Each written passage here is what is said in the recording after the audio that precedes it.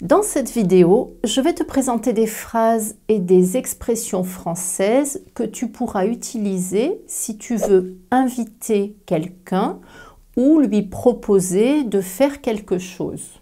Bien entendu, je te donnerai également le vocabulaire pour accepter ou refuser une invitation, une activité ou une proposition. Du vocabulaire donc, mais aussi des constructions grammaticales spécifiques au contexte. Et tu vas voir qu'on peut ici utiliser des tournures simples ou des constructions grammaticales beaucoup plus complexes. Tu apprendras donc du vocabulaire familier mais pas vulgaire, ok? La langue telle que les Français la parlent vraiment pour inviter, proposer, accepter ou refuser. Des formes de grammaire qui seront peut-être un petit challenge, un petit défi linguistique pour toi, et puis des informations sur les habitudes, les coutumes et même une loi française. Tu es libre demain ? On va faire une rando, ça te branche? Pour accepter. Pourquoi pas? J'adore la montagne en automne. Pour refuser. Ah, désolé, mais non, j'ai pas la pêche en ce moment. Je vais rester tout tranquillement sur mon canapé à regarder des séries Netflix. Les détails. Tu es libre, c'est le contraire de tu es occupé. Tu pourrais demander la même chose avec un adjectif différent. Tu es dispo demain? Dispo vient de disponible. Comme tu le vois, les Français adorent couper les mots quand ils parlent. Les linguistes appellent ça une apocope. Dispo, rando, ciné, resto, apéro sont des apocopes très souvent utilisées à l'oral.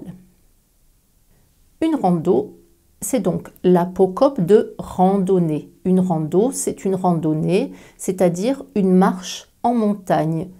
Comme une promenade, mais alors attention, une promenade sportive. Ça te branche? Le verbe brancher, utilisé dans ce contexte, est familier. Ça te branche signifie ça t'intéresse? Tu as envie de venir avec nous? J'ai pas la pêche. Ça veut dire « je ne suis pas en forme, je n'ai pas d'énergie ».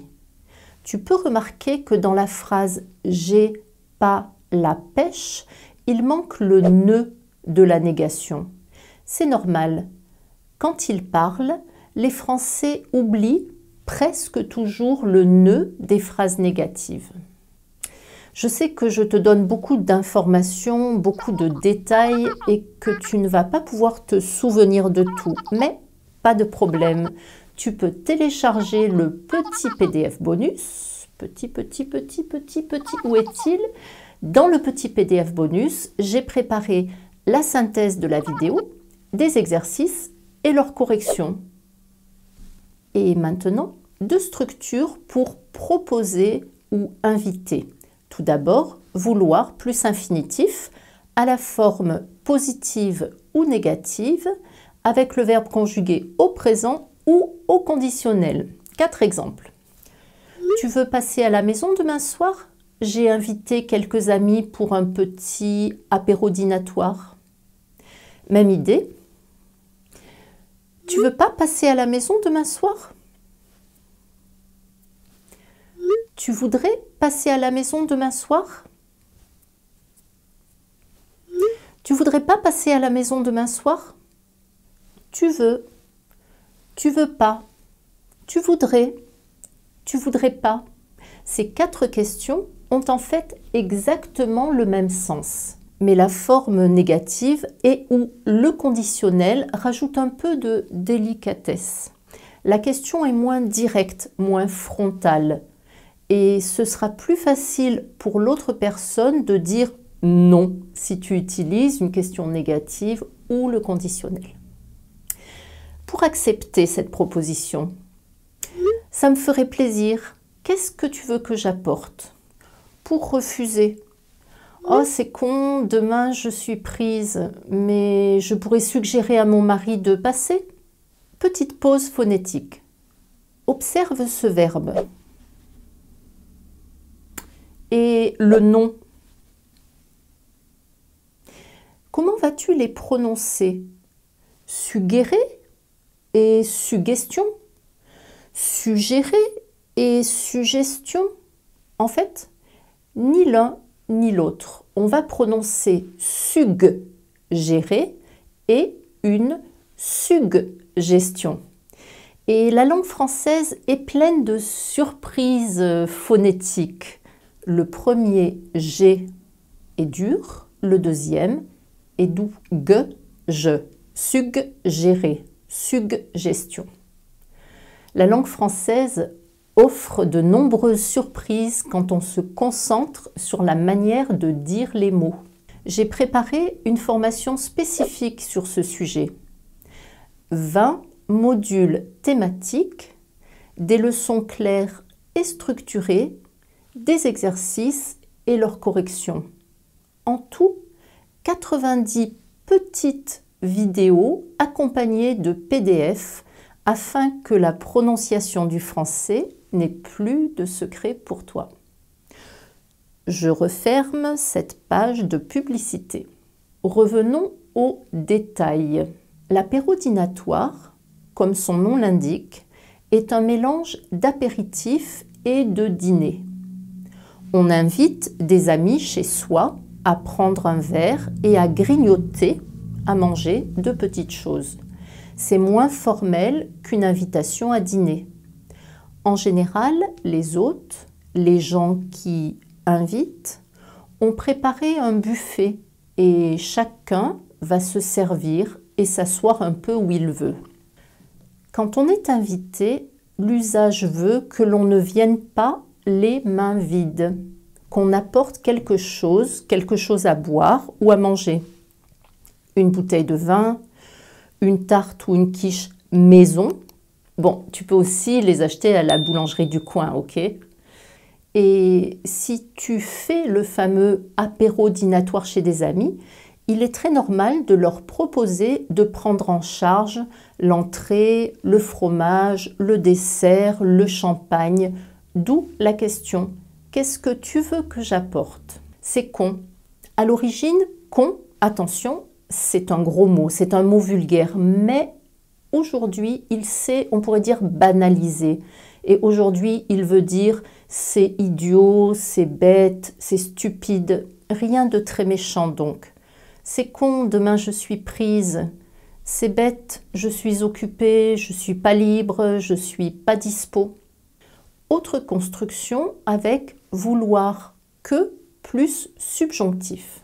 Tu ne veux pas qu'on aille chez Nathalie et Olivier demain? Ils nous ont invités pour le dîner. Accepter. Oh, c'est cool, quelle bonne idée. Refuser. Bof, ça ne me dit pas grand-chose. Tu veux pas plutôt qu'on sorte dîner en amoureux? Les détails. Bof, ça me dit pas grand-chose. Ça veut dire j'ai pas vraiment envie. Bof est une interjection, un de ces petits bruits que font les Français pour exprimer l'indifférence. J'ai fait une vidéo sur les gestes et les bruits un peu bizarres que font les Français, les gestes et les bruits typiques des Français. Ici, bof, l'expression bof est associée au geste hausser les épaules pour dire ça m'est égal ou c'est pas très intéressant pour moi. Encore une structure avec l'infinitif ou le subjonctif. Ça te dirait de sortir ce soir? J'ai la flemme de faire à manger. Alternative avec le subjonctif. Ça te dirait qu'on sorte ce soir? J'ai la flemme de faire à manger. Pour accepter? Ouais, bonne idée. On pourrait aller dîner chez Pipo. Pour refuser? Ah, je suis vraiment désolée, mais j'ai pas une thune en ce moment. Les détails. J'ai la flemme de faire à manger. Avoir la flemme, c'est être paresseux. C'est quand on n'aime pas travailler. Et dans notre contexte, J'ai la flemme veut dire je ne suis pas motivée, je n'ai pas envie de faire à manger. J'ai pas une thune. Ça veut dire je n'ai pas d'argent. La thune, le fric, le blé, la caillasse, le pognon sont plein de mots d'argot, de français familier pour dire l'argent. Pour proposer, pour suggérer, tu peux également utiliser « et si » plus imparfait. Exemple, et si on allait à Paris pour les vacances de Noël? Et si on faisait un voyage à Paris? Pour accepter, je veux bien, ça fait longtemps qu'on n'y est pas allé. Pour refuser, ça m'aurait fait plaisir, mais j'ai promis à mon père de passer Noël avec lui. Les détails. Attention, il y a une différence quand tu dis « je veux » et quand tu dis « je veux bien ». La première phrase exprime la volonté. « Je veux un café ». Ça serait plus charmant et plus poli de dire la phrase avec le conditionnel. « Je voudrais un café, s'il vous plaît, etc. » La deuxième phrase « je veux bien » exprime l'acceptation. « D'accord, ok, avec plaisir, j'accepte. » Ça m'aurait fait plaisir.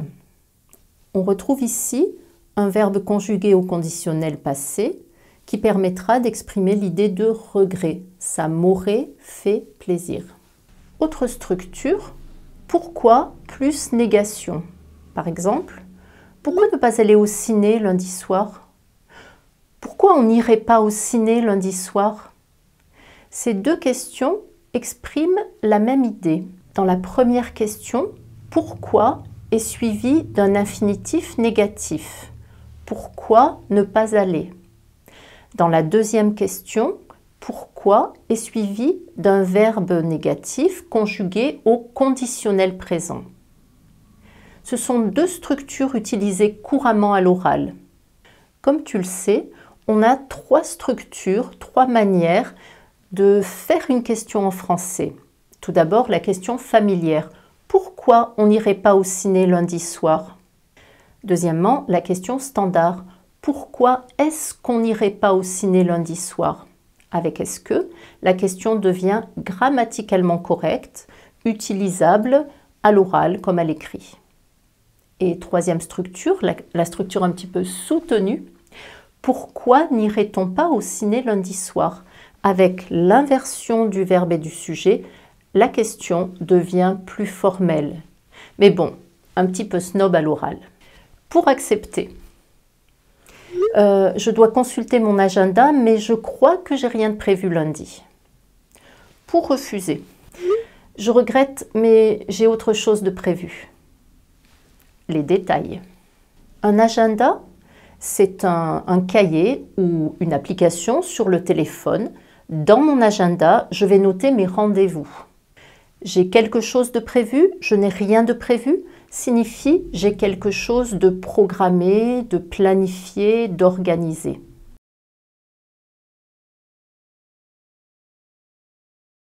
Qu'est-ce que tu penses de lui offrir une Rolex pour son anniversaire?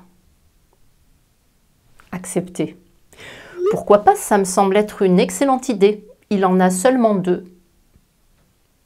Refuser. Ne le prends pas mal, mais je trouve pas que ce soit une bonne idée. Tu aimes apprendre avec des vidéos?